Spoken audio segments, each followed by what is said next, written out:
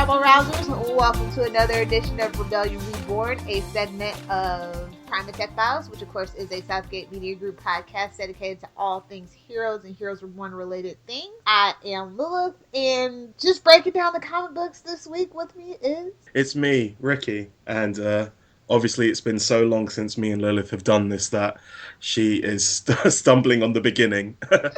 I forgot what part it goes under. I know, But that's what the edit is for.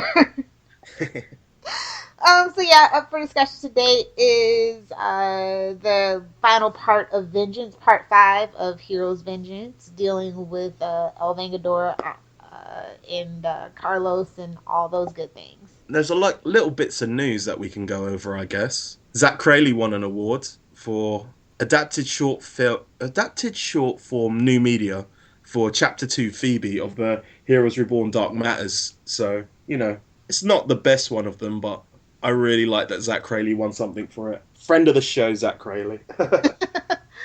Is that it? And apparently Sunil was meant to have a bigger part in Heroes Reborn, but he couldn't because he was filming Lucky Man for Stan Lee. So why not? That necessitate. No, I don't know the words. Necessitated.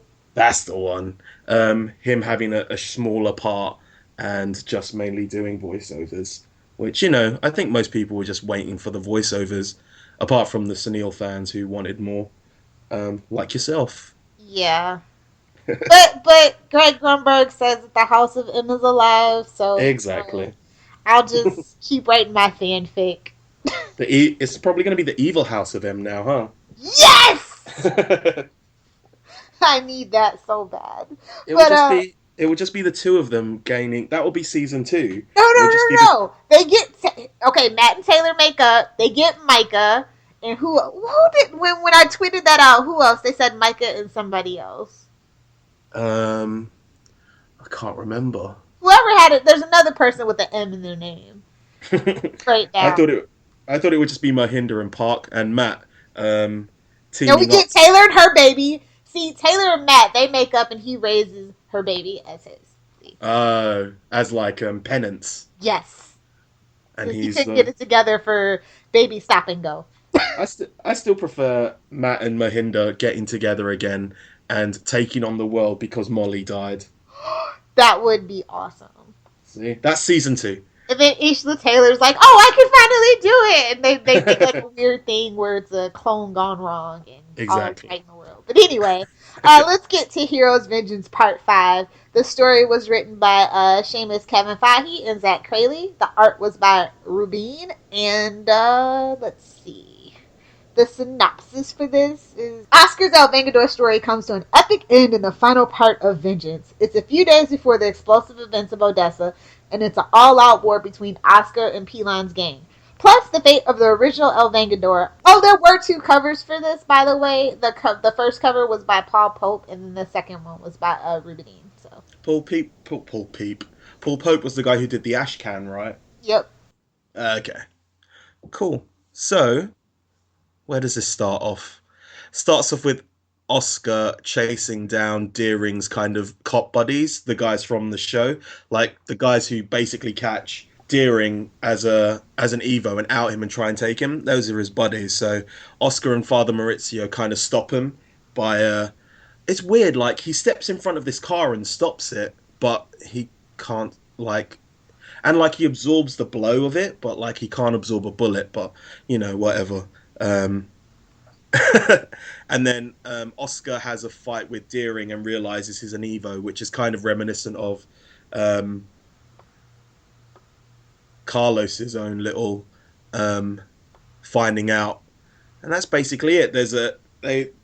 Oscar and Maurizio realize that they've got a bounty on their head now because they've taken out they've got dirty cops and Pelon on them. So yeah, and then it goes to back to a flashback of Oscar trying to keep his brother out of trouble and then putting on a black mask and collecting El Vengador's original mask, bringing it back to his grandfather.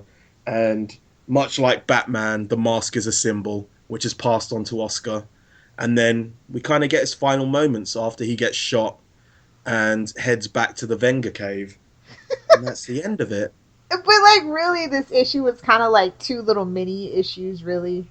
Yeah, At the end of the day, the way they kind of broke up the stories. So I thought that was pretty cool. But a lot of people that I was talking to that have, oh well, online anyway, not in real life, they say, yeah, it definitely has a very, very big Batman vibe. And I'm like, yeah. nothing wrong with that.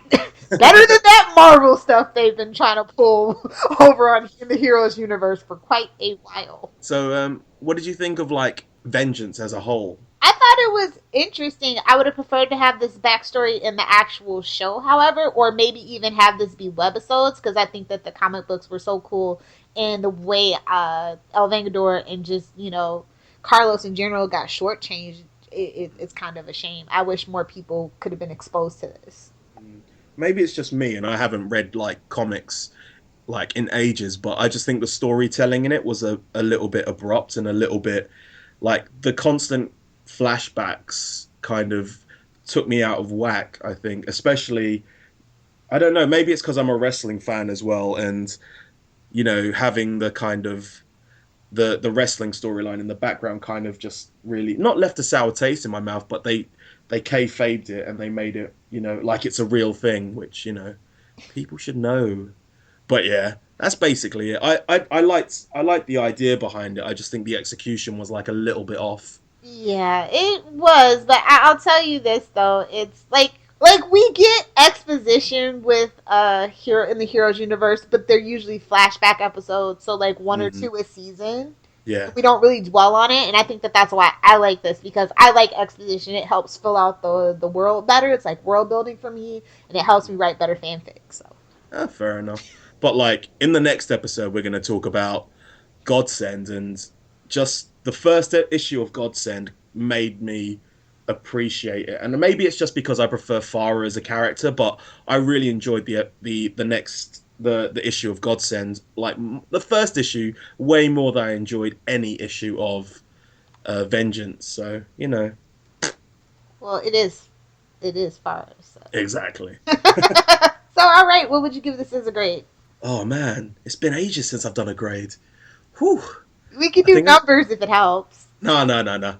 Don't. You're going to confuse me too much going from letters to numbers. I'm going to go with the standard Ricky C.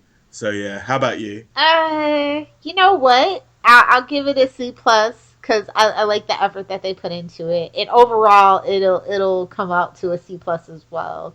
Just I don't know what they could have done different. I enjoyed it, but I think the fact that I had to pay for it kind of. I won't even lie. I'll be very transparent. The fact that I had to pay for it kind of just brought it down. Alright, so that was our take on Heroes Vengeance Part 5, the last story in the El Vengador series. Can't wait to discuss Godsend during the next episode.